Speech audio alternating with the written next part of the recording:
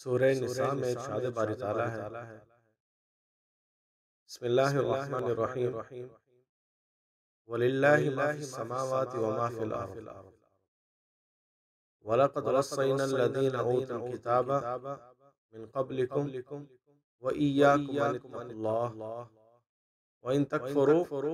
فَإِنَّ لِلَّهِ مَا فِي السَّمَاوَاتِ وَمَا فِي الْأَرْضِ وَكَانَ اللَّهُ غَنِيًّا حَمِيدًا۔ زمین اور آسمانوں کی ہر چیز اللہ تعالیٰ ہی کی ملکیت میں ہے۔